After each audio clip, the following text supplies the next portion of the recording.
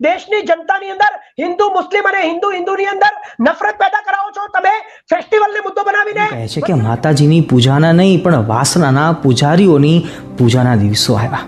અમે પ્રેમી પંખીડાઓ, આ દેશના ગુજરાતના યુવાન પ્રેમી પંખીડાઓ જો પોતાની મરજીથી એકબીજાને મળતા હોય, પ્રેમ કરતા હોય, પોતાના પ્રેમનો સ્વીકાર કરતા હોય, થોડુંક આનંદ પ્રમોદ બી કરતા હોય, એમની યુવાની છે, તો તમે કોણ છો એમને વાસનાના કીડા કહેવા વાળા? કે લખ્યું કે નવરાત્રીના કારણે પણ છૂટાછેડા થાય છે, કે આ નવરાત્રી નહીં પણ એ તો લવરાત્રી છે. લવરાત્રી તમારી કુટિયામાં, તમારા સાધુઓના આશ્રમોમાં નાના બાળકો સાથે, યુવાન સ્ત્રીઓ સાથે, નાબાલિગ છોકરીઓ સાથે જ્યારે અનેક પ્રકારના કૃત્યો થાય છે, તમારી જ્યારે સેક્સ સીડીઝ બહાર આવે છે, તો એને બળાત્કાર કહેવાય, એને વાસના કહેવાય. સંન્યાસ તમે લીધો છે, અમે નહીં, અમે સંસારી છીએ.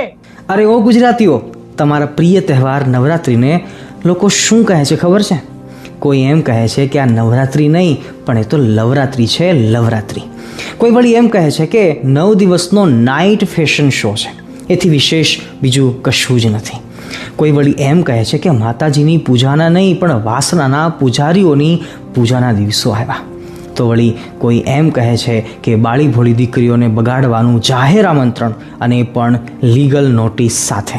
અરે હદ તો ત્યારે થઈ કે જ્યારે મેં આ વાંચ્યું. પોસ્ટ હતી કે સમાજનું સૌથી મોટું દૂષણ એટલે છૂટાછેડા. તો એ છૂટાછેડા થવાનું મુખ્ય કારણ શું હોઈ શકે? તો જવાબમાં કોઈકે લખ્યું કે ડિસરિસ્પેક્ટ, કોઈકે વળી લખ્યું કે બેડ બિહેવિયર, કોઈકે વળી એમ લખ્યું કે ઓછી વાતચીત થતી હશે, કોઈકે વળી એવું લખ્યું કે એ પૈસાનો અભાવ, તો વળી કોઈકે એમ લખ્યું કે વધતી જતી જરૂરિયાતો. પરંતુ એમાં કોઈકે લખ્યું કે નવરાત્રિના કારણે પણ છૂટાછેડા થાય છે. OMG. કે અનુપમ સ્વરૂપ સ્વામી જે સ્વામિનારાયણ સંપ્રદાયના સાધુ છે, એ બીજા ઉપર દોષનો ટોપલો નાખીને કહે છે કે ફલાણા લોકો એવું કહે છે કે આ નવરાત્રી નહીં, આ લવરાત્રી છે, આ છૂટાછેડાનું કારણ છે, વાસનાના પૂજારીઓ માટેનું આ સ્થળ છે જે નવલા નોરતા રમાય છે, એ 9 દિવસનો નાઇટ ફેશન શો છે. આવું આ ભાઈ જે અનુપમ સ્વરૂપ સ્વામી આવું કહી રહ્યા છે. નવરાત્રીના જે અત્યારે જે થઈ રહ્યું છે, લોકો ગરબે ઘૂમી રહ્યા છે, એના વિશે આવું નિવેદન, આવું મફાટ એ કરી રહ્યા છે.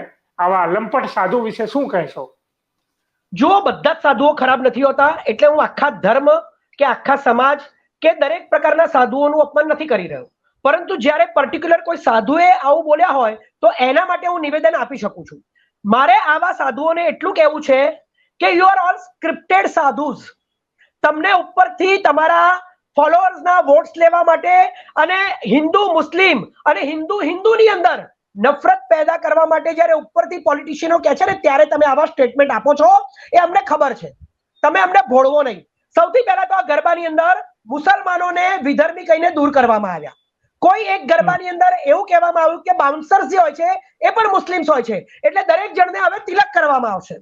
તો સૌથી પહેલા તો હિન્દુ મુસ્લિમની નફરત પેદા કરી, ગરબામાંથી મુસલમાનોને વિધર્મી કહીને કાઢ્યા, તિલક કરવાની વાતો કરીને એમનું અપમાન કરવામાં આવ્યું. હવે જ્યારે મુસ્લિમ્સ લોકો ગરબામાં નથી આવી રહ્યા, ત્યારે આ નોન મુસ્લિમ લોકો એટલે બધા જ ધર્મના હિન્દુ લોકો, જેમાં SC પણ હોય, ST પણ હોય, OBC પણ હોય, બ્રાહ્મણ પણ હોય, કોઈ પણ જાતિનો હોય, જે ગરબા રમવા જતો હોય, કારણ કે આ લોકોએ વિધર્મીઓને, મુસલમાનોને તો કાઢી મૂક્યા કે તમારે ગરબામાં આવવાનું નહીં તો તિલક કરવામાં આવશે. હવે આ લોકોથી આ જોવાતું નથી. આ લોકો એમ કે છે કે આ લોકોના કપડા પાશ્ચાત્ય થઈ ગયા છે, વેસ્ટર્ન થઈ ગયા છે, પશ્ચિમી સંસ્કૃતિનું અનુકરણ કરે છે, લોકો વાસનાના પૂજારી છે. મારે આ સાધુઓને એવું કહેવું છે, આવા નિવેદન આપતા સાધુઓને, કે તમે આ જે શબ્દો બોલો છો એ સાધુની ભાષા છે? લવરાત્રી શબ્દ તમે બોલો છો, શું તમને શોભે છે?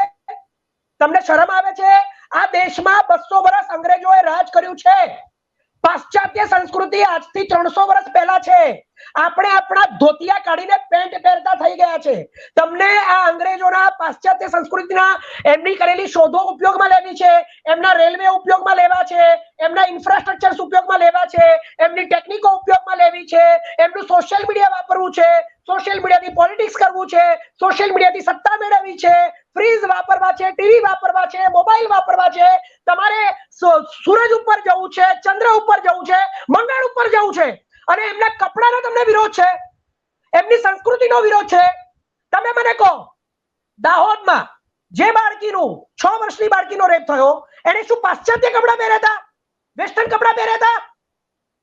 16 વર્ષની આ છોકરી બરોડામાં જેનો ગેંગ રેપ થયો, તમે તમારી કમીઓ, તમારી સિક્યોરિટીઝ, તમારી સુરક્ષામાં ખામી છે એને ઢાંકવા માટે તમે કોઈ ધાર્મિક વસ્તુને મુદ્દો બનાવી દો છો. આ છોકરીએ પાશ્ચાત્ય કપડા પહેર્યા હતા, ભારતની ચણિયા ચોળી પહેરી હતી, તો કેમ રેપ થયો એની ઉપર? અને આવા ધાર્મિક સ્ક્રિપ્ટેડ સાધુઓને મોહરા બનાવીને હિન્દુ મુસ્લિમની અને હિન્દુ હિન્દુની અંદર અલગ અલગ ધર્મોની અંદર નફરત ફેલાવી અને આવા ફેસ્ટિવલની અંદર રાજકારણ રમો છો. તમે સનાતનની વાત કરો છો, હું ઉદાહરણ આપું છું. કૃષ્ણ ભગવાન પણ રમતા હતા, રાસલીલા કરતા હતા અને રાસ રમતા હતા. અને રામના સમયમાં પણ જ્યારે રામ જીતીને આવ્યા ને રાવણને હરાવીને, ત્યારે દરેક પ્રકારના નૃત્યો થયા હતા. ત્યાં આગળ દિવાળી મનાવવામાં આવી હતી. ત્યારે એ જમાનામાં કઈ કપડા આવી રીતે સીવીને નહોતા પહેરતા. સ્ત્રીઓ કંચુકી પહેરતી હતી, માત્ર કંચુકી. ત્યારે શું શરીરના અંગો નહોતા દેખાતા? તમે જુઓ ખજૂરાહોમાં જઈને, એ આપણી ભારતીય સંસ્કૃતિના ચિત્રો છે. આપણા દેશની અંદર લાખો કરોડો મંદિરોની અંદર શંકર ભગવાનના શિવલિંગ અને પાર્વતી માતાનું સંક્રમણ કરીને શિવલિંગની પૂજા કરવામાં આવે છે. તમે એને વાસ્તવ કહો છો? કોઈ પણ બે વ્યક્તિ પોતાની મરજીથી જ્યારે પ્રેમ કરતા હોય ત્યારે એમને અધિકાર મળે છે. આ દેશનું સંવિધાન પણ આપે છે કે પોતાની મરજીથી કરેલા પોતાના પ્રેમના સ્વીકાર અને પોતાનું આનંદ પ્રમોદ એ કોઈ પણ જગ્યાએ, કોઈ પણ સમયે, કોઈ પણ પ્લેસ ઉપર કરી શકે, સમાજનું ધ્યાન રાખીને કરી શકે 100%. ત્યાં આગળ ગંદકી ના કરાય. પરંતુ તમે એમને વાસનાના કીડા કઈ રીતે કહી શકો જ્યારે બંને જણા પોતાની મરજીથી? તમારી કુટિયામાં, તમારા સાધુઓના આશ્રમોમાં નાના બાળકો સાથે, યુવાન સ્ત્રીઓ સાથે, નાબાલિગ છોકરીઓ સાથે જ્યારે અનેક પ્રકારના કૃત્યો થાય છે, તમારી જ્યારે સેક્સ સીડીઝ બહાર આવે છે, તો એને બળાત્કાર કહેવાય, એને વાસના કહેવાય. સંન્યાસ તમે લીધો છે, અમે નહીં. અમે સંસારી છીએ, અમે કોઈને પ્રેમ કરી શકીએ, અમારો એ અધિકાર છે. નવરાત્રી હોય કે દિવાળી હોય કે ઉત્તરાયણ હોય, અમે પ્રેમી પંખીડાઓ, આ દેશના ગુજરાતના યુવાન પ્રેમી પંખીડાઓ જો પોતાની મરજીથી એકબીજાને મળતા હોય, પ્રેમ કરતા હોય, પોતાના પ્રેમનો સ્વીકાર કરતા હોય, થોડુંક આનંદ પ્રમોદ બી કરતા હોય, એમની યુવાની છે, તો તમે કોણ છો એમને વાસનાના કીડા કહેવા વાળા?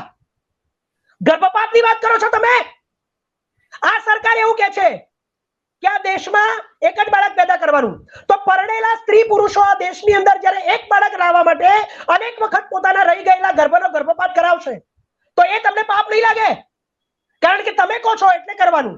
એટલે તમે અમારા કપડા નક્કી કરશો, તમે અમારો ધર્મ નક્કી કરશો, તમે અમારો ખોરાક નક્કી કરશો, તમે અમારા પ્રેમને વાસના કહેશો, અમારી મરજીથી થયેલા પ્રેમને તમે ગર્ભપાતનું નામ આપીને એને બદનામ કરશો. Who the hell are you to talk like this with the people of Gujarat? 6 crore જનતાનું તમે અપમાન કરી રહ્યા છો. યુવાનોના અધિકાર છે,